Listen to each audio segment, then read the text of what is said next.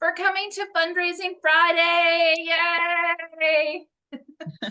So I'd like to welcome everyone here who is here in person, and then of course everyone out there in video land. So today is our fourth in our series of 8 on the 8 core concepts of fundraising. So of course we started off with an overview of fundraising for small to mid-sized nonprofits. Then we went and we took a deep dive into the annual giving program. Then we expanded out and we looked at major gift fundraising. And now today we're going to look at a subset of major gift fundraising called planned giving. I would say this is the most complex of all of the fundraising we're going to talk about. And I did my best to bring the sparkle, but I'm going to say I'm not offended if you need to go grab a cup of caffeine, because charitable remainder unit trusts can only get so exciting. You know what? They're super exciting, especially when they benefit your charity and they give you tax savings. But we're just going to dive right in here. So, of course, we're in session 4 for planned giving. And overall, right, these are our goals for today. Our goal is not to become planned giving experts and masters. That really is a whole actually subfield that a lot of attorneys work in. So we don't need to worry about that. We've got experts that we can always call and rely on. But as a basic nonprofit leader, especially for a small to mid-sized nonprofit, we want to just know the basics of terminology so we can start having these conversations or notice when this opportunity comes up. I'm going to throw a lot at you again in the next 40 minutes. So no, we're going fast, but Miss Adrian has a copy of all the slides as a PDF and one handout on the basic national standards for planned giving that she's going to distribute to everyone. And then really my overall goal for everyone today is just to take 1 or 2 big takeaways. That way, right, we keep this stuff in the back of our mind as nonprofit leaders. And of course, I want us to enjoy this. Our big slogan is you can't spell fun without fundraising. You can't spell fundraising without fun. I was going to say you can't spell fun without fundraising. That actually is better. But so we're going to dive in today. So just a quick overview. Right? We don't have the results for giving in 2023 yet because people haven't filed their taxes yet. So the latest data we have on giving was from June of 2022. And if you're new to our seminar or video series or starting with this one, no, we get this data from Giving USA, really the penultimate collection of data on philanthropy and giving in the US. Last year, people gave away almost $500 billion. Right? And of course, this came from individuals. This came from foundations. Notice this came from bequests, a type of planned giving, a type of planned gift. And of course, 6% came from corporations. So today we're really going to look at giving from individuals through planned gifts. This bequest, again, $45 billion last year was given away through bequests, the most common form of planned gifts. So we're going to talk a little bit more about that. Again, my very first boss in fundraising, I hate to admit, it's been almost, not quite 30 years, but almost 30 years ago, Trisha Rangis, when she was the director of annual giving at the University of Pittsburgh, said people give for 3 reasons. They have it in their heart. I even wore my heart sweater for everyone today to emphasize having giving in our hearts. They have it in their pocketbook. They have available resources. And then, of course, the key, they're asked, right? So overall, that's the 3 reasons why people give. And since I'm a visual thinker, I put this little formula together. We have it in our hearts. We have it in our pocketbook. We're asked, and that equals a gift. So we have talked about the pyramid of giving for individuals. And basically what this means is, in general, 90% of your donors down here, 90% of our donors are at the bottom of the pyramid. They make up the bulk of our number of donors, but they give small amounts, $10, $25, $50, $100. That's part of our annual giving program, and they give that every year. But as the pyramid of giving goes up, people start making larger and larger gifts. So imagine leadership annual giving here, maybe $1,000 a year. Then major giving as start of a capital campaign effort or a special project effort Capital giving, again, would be giving for buildings and capital projects of your nonprofit. And then, of course, plan giving at the top of the pyramid. Where's plan giving? The top of the pyramid, right? The top of the pyramid through wills, bequests, etc. And why is that in general? Because in general, this is someone's largest, sometimes even called the ultimate gift they're going to give your nonprofit. So plan giving donors are major gift donors. Major gift donors are sometimes called the 10% who give 90, because you can see they're at the top of this pyramid, but they give the bulk of the dollars raised each year. So again, in major gifts, we cultivate, we solicit. Once our donors give a gift, we steward, and then they go back into what is called the gift cycle. This is sometimes called the gift cycle.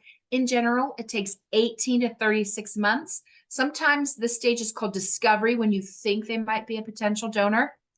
This also has a slogan. You might have heard the 3 I's. We inform, we involve, and then we inspire. And then we keep informing and involving, and that goes back into the cycle of inspiring. So remember there, you could remember the 3 I's too: informing, involving, inspiring. There is a slogan, of course, about stewardship. That's when we thank our donors for the gifts that they've made. Our best future donors are our current donors, well stewarded, well taken care of. We want to remember people when they make especially significant gifts to our organization. That's an old fundraising motto. So I like to think as planned gifts. So planned gifts, again, are gifts that take planning, right? They're the ultimate gift someone's going to give you in general. I like to think of these as the retirement basket for your organization. Why do I say that? Because in general, we might work on a planned gift right now, but an example of a planned gift would be the bequest. We might work on someone's largest gift they're ever going to give to the organization through their estate, through their will. But we're not going to see that money right away. We might see that money, hopefully, for not a very, very long time, because we want our donors to stay healthy and strong and involved, right? So it might be 10 years. It might be 15 years. It might be 20, even 25 years before the nonprofit actually sees that money. So I like to think as planned gifts or planned giving donors as those who help the organization in the future, that retirement basket for our organization. Planned giving is never real money right now to use. That's your annual giving money.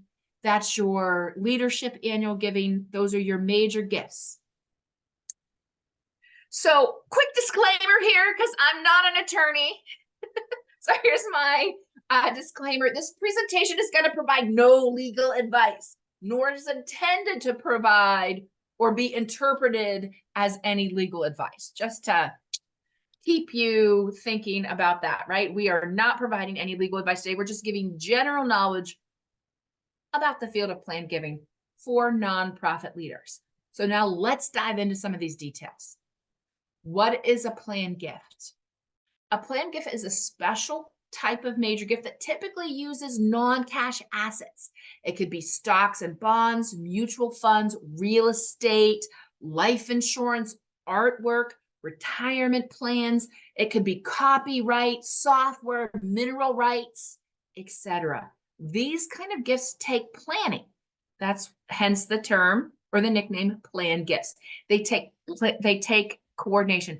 Sometimes they also involve attorneys, accountants, other family members, other financial advisors, because these gifts might take that planning. So no, in addition to your donor, there might be a financial advisor involved. There might be an attorney involved, an accountant involved, maybe even sometimes donors' children are involved in this gift. Planned gifts are sometimes called ultimate gifts because in general, it is the largest gift someone's going to give your organization. It's at the end of their life in general, and they are going to, in a sense, want to take care of you the way they want to take care of family members. So again, ultimate gifts, because they're the largest gifts at the top of this pyramid. So some general characteristics. Ultimate gifts have a tendency to be via some sort of planned gift vehicle, right? They're planned.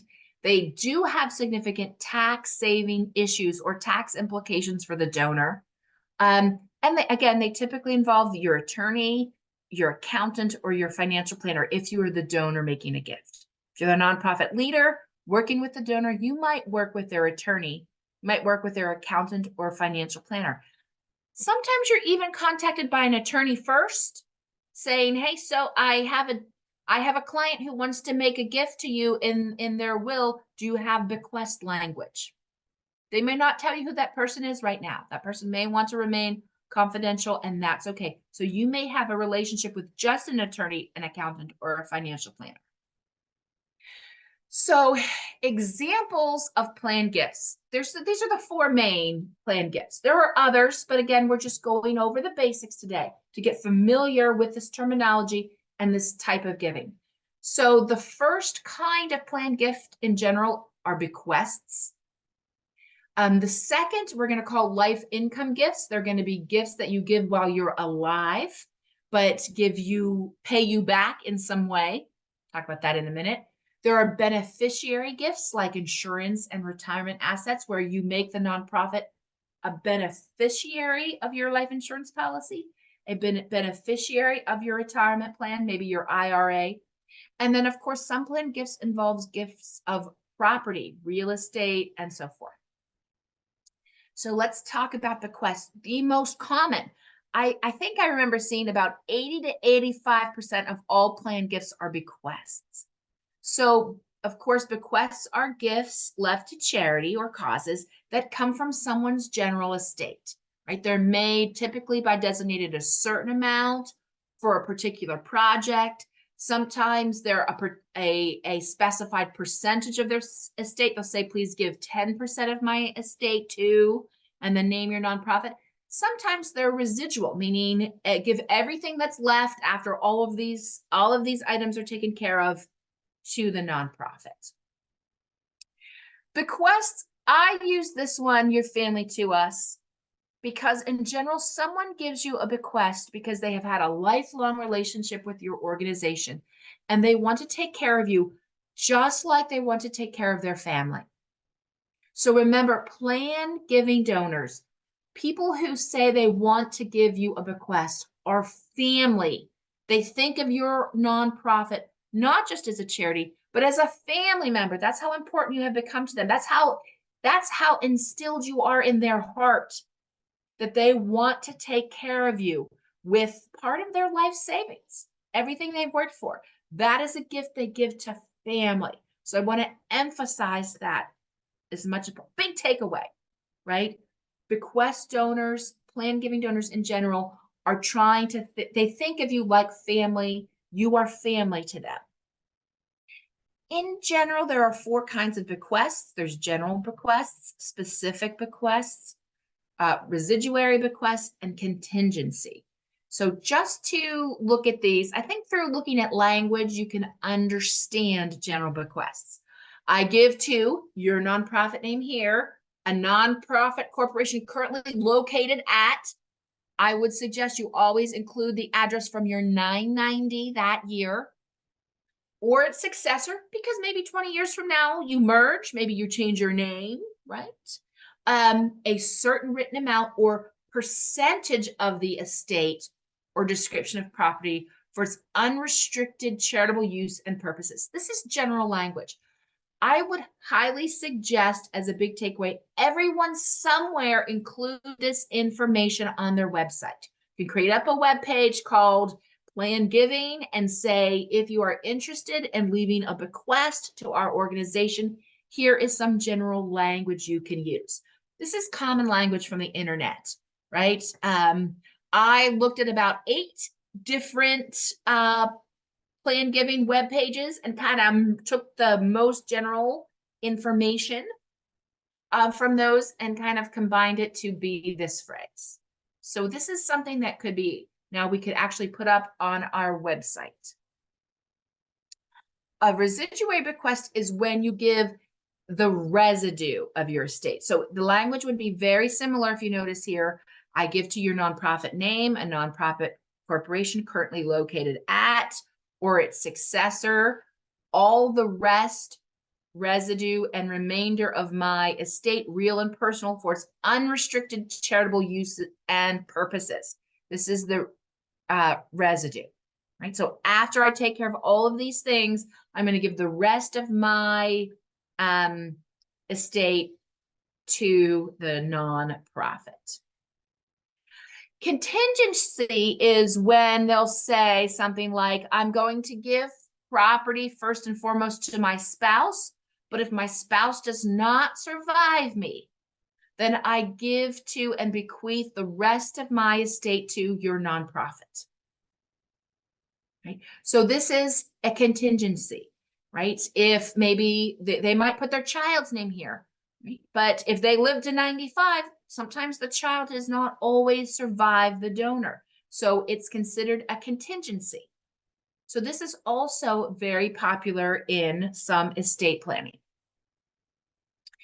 Okay, so let's talk about life income gifts. Life income gifts, right, are typically some sort of annuity or trust. Many of us are familiar with annuities at banks. We give the bank $10,000 for a period of time. They give us a certain percentage of interest that they pay us each year. And at the end of that 10-year, let's say that's a 10-year annuity, and at the end of that 10-year period, they give the investment back to us. It's a little bit different with charitable annuities and charitable trusts. So a charitable annuity and a charitable trust is when, in a sense, that same process happens. We give the nonprofit or a bank or organization the nonprofit's affiliated with, let's say that $10,000. The nonprofit then pays us a certain percentage, either quarterly or twice a year, on that money. But the end of that specified time period, or the end of my life, the nonprofit keeps the balance. Okay, so I'm going to repeat that. So in a normal financial annuity that you might have with a bank, you're going to give the bank, let's say $10,000. They're going to agree on a certain interest that they pay you every year for a certain period of time. At the end of that period of time, you get the initial investment back. In a charitable annuity or charitable trust, you do not get the initial money back. The initial investment goes to the nonprofit at the end of the term of the annuity. Okay, so at the end of the term, the charity keeps the funds. These typically start at about $10,000. That's why I use that example. This came from Fidelity. I thought this was really wonderful as an example of how charitable gift annuities work. Right? Let me pull up my little laser pointer here. So the way a charitable gift annuity works is the donor signs an annuity agreement with the charity. Let's say for that $10,000, they give the money to the charity. The charity then, right, pays the donor on a fixed schedule, either for the rest of their life or the terms of the agreement. It can be 10 years, right? So the charity is paying out a certain interest percentage based on the agreement each year, every year. Some people give quarterly. Some nonprofits pay out quarterly. Some pay out twice a year. All depends. And this cycle continues annually, right, until the end of the period of the term that's agreed upon or the end of the donor's life. And then the balance comes to the charity at the end of the fund. So upon the donor's death or at the end of the term period, the balance of the money comes to the charity. That's a charitable gift annuity, and it's a fixed percentage, right? It all depends on the contract or the agreement made between the charity and the donor. Okay, so that was the first type of life income gift, the charitable gift annuity. So now let's talk about charitable trust. They're similar to a charitable gift annuity, but they're going to be slightly different. So a charitable gift trust is irrevocable typically, meaning once the donor sets up a charitable remainder trust, whether an annuity trust or a unit trust, it cannot be taken back. It's an irrevocable gift for tax purposes. If a donor gives the charitable remainder trust with the irrevocable portion, it has significant tax benefits. So a trust is an arrangement in which property is managed by a person or an entity for the benefit of another. So the university or the nonprofit or the hospital that accepts a charitable remainder unit trust, right, invests the money, and then they agree to pay the donor a certain percentage, again, either on a quarterly basis or on a biannual basis, a fixed rate of return based on age.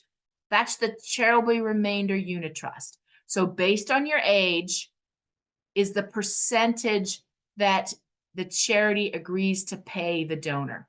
This sometimes is abbreviated as a CRAT or CRAT.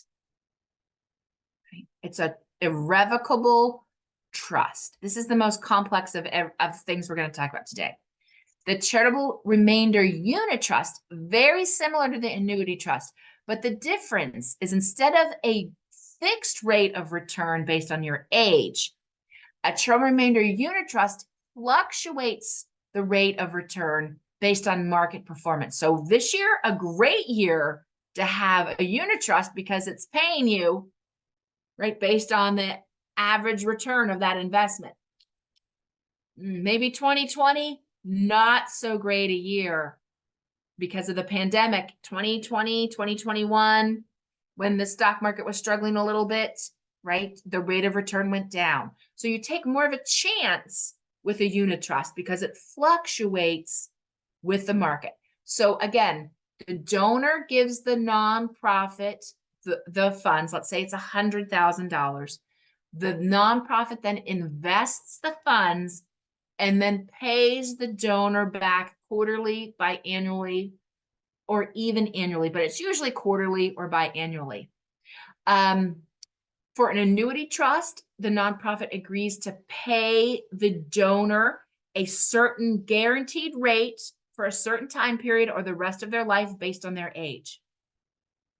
A unit trust pays based on market performance on the investment. So that $100,000 is invested, and based on market performance determines the amount of the payout. Okay. I can understand if you have some questions here. So if you have any questions here, please put them in chat. Video land, please feel free to email them to me.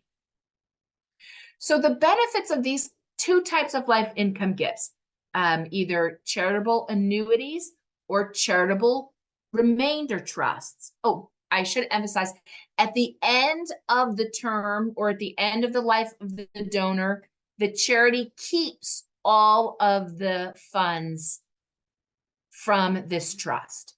So if, let's say you are the donor, you give $100,000 to the Arkansas History, let's say the Old State House Museum. The Old State House Museum invests that money, pays you every quarter for 15 years based on market performance. After those 15 years, you pass away at 105.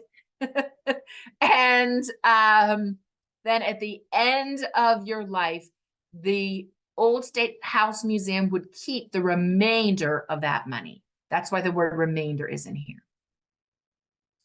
The benefits of these kind of life income gifts, the charitable annuity or the charitable remainder trust, whether it's based on age or based on market performance, is it provides donors an opportunity to give with a significant tax deduction, right? It helps also seniors or people in retirement with fixed or variable income. It, in a sense, is paying them income as long as they have left their remainder of years. It can supplement some retirement income. It can also help reduce capital gains tax. Let's say they have a big stock sell-off they might want to do. And it can, for some donors, it helps increase their income. And it can be a form of asset management for estate planning. So sometimes these kind of life income gifts are used by estate planners, the accountants, the attorneys, to help a donor make the most of their funds while supporting charities that are in their heart. Okay, let's take a deep breath because that's a lot. Whew, I don't know about you guys, but that's a lot, right? So let's talk about this last form, a little bit of funsy in this one, beneficiary gifts. That's when a donor names the charity as names your charity as a beneficiary to their one life insurance policy. They have a life insurance policy and they don't need it anymore. Their spouse doesn't need it. Their children will be well taken care of. They don't need it. So they name the charity as the beneficiary of their life insurance policy. Another one is your retirement plan. As a donor, when you name a beneficiary to your retirement plan after you pass away, you can name a charity as the beneficiary of your let's say 50 of your Roth IRA or of just your regular retirement plan. So that would be considered a beneficiary gift because you are naming the charity as a donor as the beneficiary. So a donor you have might call you and say, hey, I have this insurance policy and, we've done some estate planning. We don't need it. I would like to name your charity as the beneficiary of my insurance policy. And then you just give them your official name. You can give them your formal address and maybe even your EIN number. And that's all they need to write in on the policy that you're the beneficiary. Now, keep in mind, you got to keep that donor close and in the institutional hug and the nonprofit hug because a beneficiary gift can be changed at any time, right? So if you don't talk to them for 3 years after you say, hey, I'm leaving you my $250,000 life insurance policy, and then you don't talk to them for 3 years, ooh, they might change their mind. So you want to keep these beneficiary donors close to your nonprofit heart, and you want to keep them well stewarded in that major gift cycle. You want to keep them well stewarded because at any time they can change these. Now let's talk about gifts of property. And here's my one real funsy of the day. You can also have your donor constituency, your stakeholders, leave you property, houses, farms, land, boats, art, even a horse. I had someone try and give me a horse once as a planned gift. It's a long story. We didn't accept that gift because there was a lot of contingencies on accepting that horse as a gift. One, we had to pay for its room and board for the rest of the horse's life. But this is when I worked for the University of Texas, El Paso, right? But the students could ride their horse. But then also there was the there was the caveat that their granddaughter would be allowed to ride the horse at any time too. So we turned that gift down. In general, gifts of property, houses, farms, land, boat, art, even the horse, these are great gifts to accept, but in general, when they're given to you as a nonprofit, you want to liquidate that asset, turn it into cash, and then use that cash to support your organization. So the only example would be if for some reason you think property value is going to go up, but all of these do require an appraisal, right? All of these as a gift will require an appraisal, and it is the donor's responsibility to pay for the appraisal, not you as the nonprofit. It's the donor's responsibility to get and pay for the appraisal. But so if anyone ever tries to donate a horse to you, say, oh, see, that's a whoa, right? Let's think about that one. And even art can, the key is you want to, as a nonprofit, maintain the right to liquidate these property assets at any time. That's the key for gifts of property. That's the part when you accept a gift very graciously, you can let the donor know that you will liquidate those assets to support the mission of your organization. That's the key with gifts of property. Okay, so now you're going to be kind of like, well, Marianne, you gave me a great idea. You kind of overwhelmed me with some things. I'm not an attorney. I'm not a financial planner. I'm a nonprofit leader of a small to mid-sized nonprofit. How do I even start to do these kinds of things? Remember, you don't have to be a nonprofit expert in plan giving to have a plan giving program. So my suggestion is you have a website with basic information. Since 80 to 85% of all plan gifts are bequests, you at least want to have a website somewhere easily accessed, maybe through your donor portal or your donor drop-down menu about bequests with bequest language that anyone at any time can use, right? That's this website with basic information. You can also, once you have that website up, put an article in your newsletter, whether it's an e-newsletter or a old school snail mail newsletter that we still send out.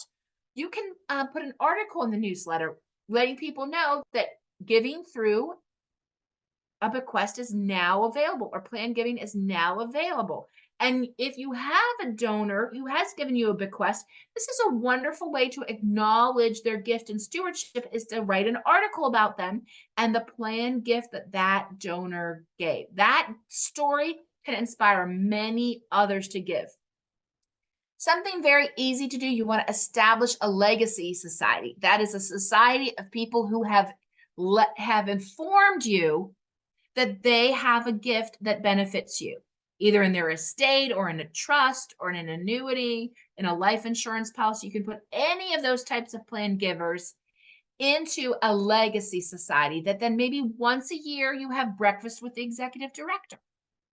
Maybe you put them in a loop. These legacy society members might be very good potential board members if they haven't been on your board yet.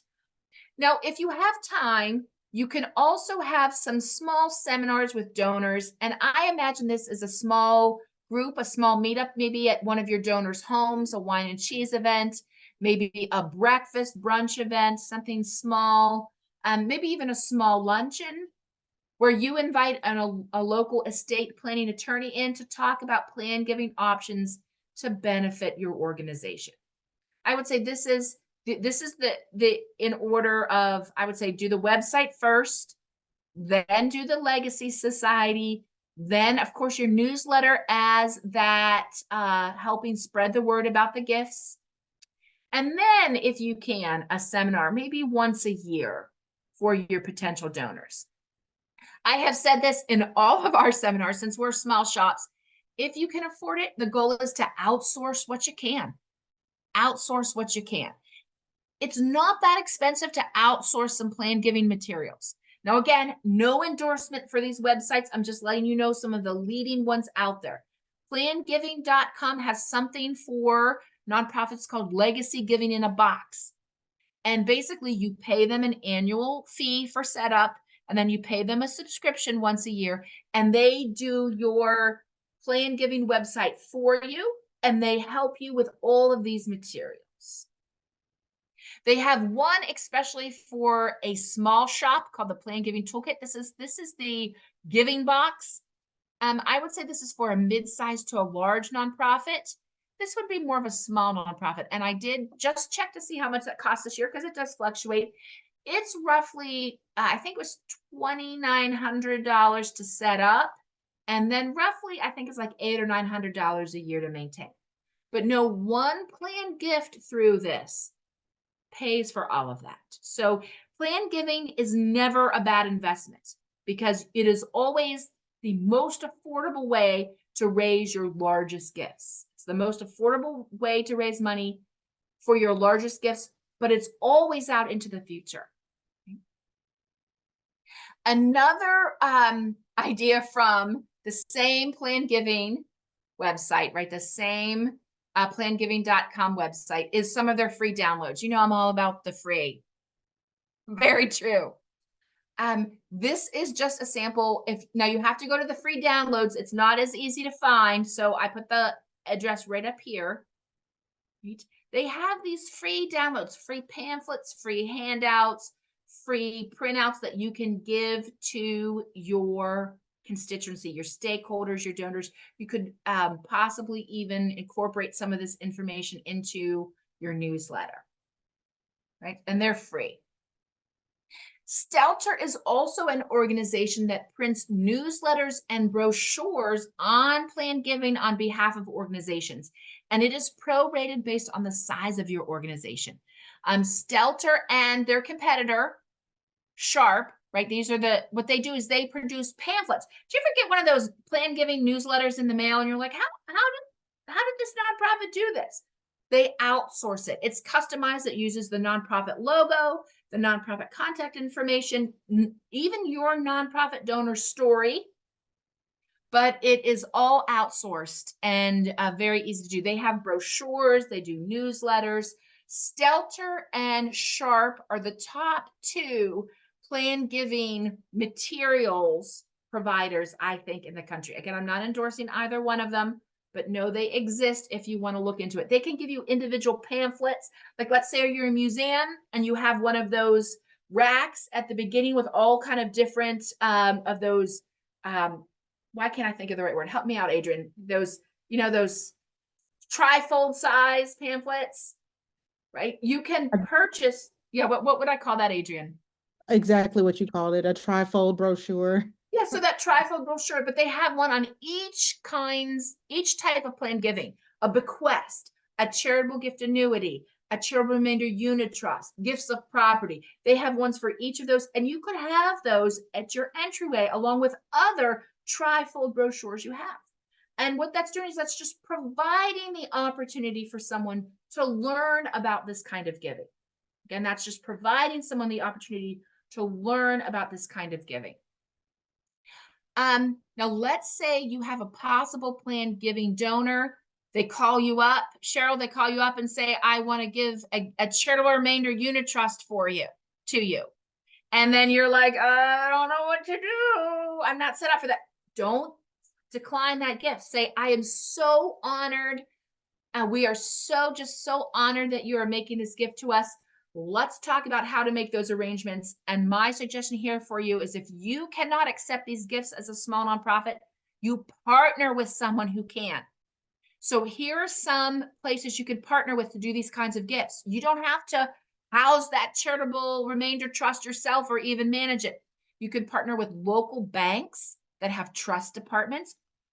Simmons, Arvest, oh my goodness, Bank of America, Wells Fargo, they all have trust departments that manage these kinds of gifts. You can also work with financial planning firms like MetLife or Fidelity. Remember Fidelity above gave me that super nifty infographic about how the charitable annuity works? You can partner with them. And what I'm also going to suggest is the Arkansas Community Foundation. Right? If you're not familiar with the Arkansas Community Foundation, I think most of us probably are. But they exist in every county, every region of our state.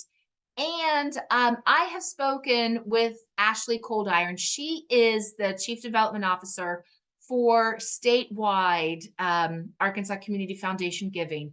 They offer all of these planned giving opportunities. So if you're a small nonprofit, you can work with Ashley Coldiron, and she will, as a team, work with you and your donor for the community foundation to house that type of planned gift.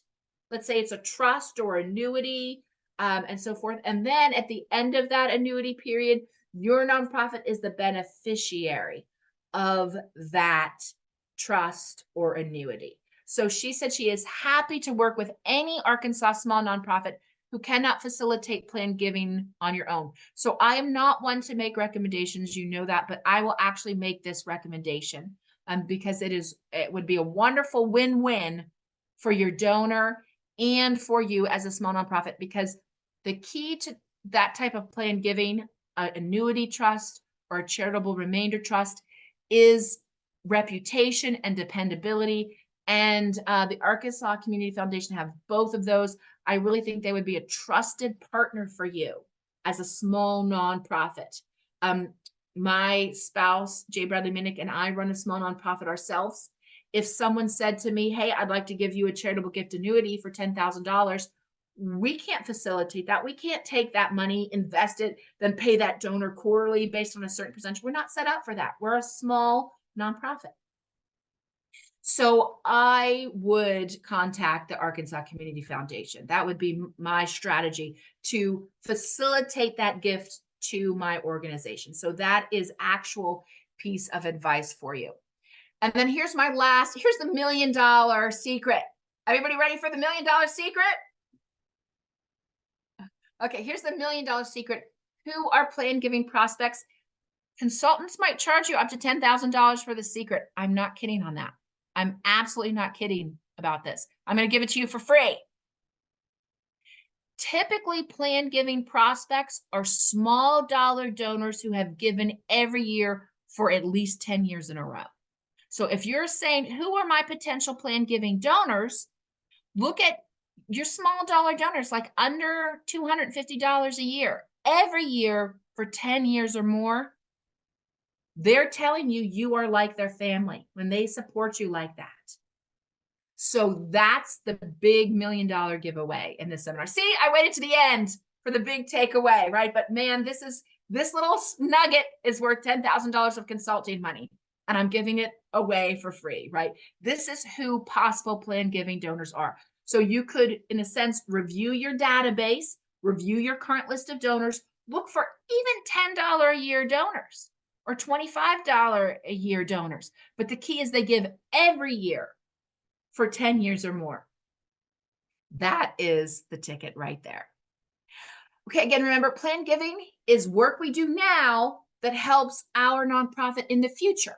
That's why I call it the retirement basket for our organization. We invest in plan giving now as nonprofits for future security, just like that retirement plan. When we save for our future security as people, in the nonprofit world, you're investing in the plan giving tools, investing in the plan giving program for your future security. And then again, just a few takeaways. Again, the Humanities Council has handouts. Every slide is on the PDF. I also have a handout for you from the National Council of Plan Giving that is basic standards and practices, like the kind of code of ethics, the standards of practices and plan giving for you. Just FYI. Again, remember, as small nonprofit leaders, we don't need to know all of this. We just need to know the basics, some familiarity of the vocabulary, how to reach out and make contact, maybe how to get those kind of brochures, how to start this. What we need to know is how to provide this opportunity to our donors, to our stakeholders. That's what we need to know. So we just need to know the basics. We don't have to be an expert in plan giving. You don't have to be an attorney. You don't have to be an accountant. Again, you want to keep the fun and fundraising, because these are transformational gifts to your organization. And of course, don't hesitate to join us next time when we're going to dive into the world of corporate and foundation giving, right? We're going to dive into the world of corporate and foundation giving next month on our next Fundraising Friday. So everyone out there in video land, thank you so much for joining us today. Everyone who's here face to face, I really appreciate you. Thank you guys so much. And we will see you next time.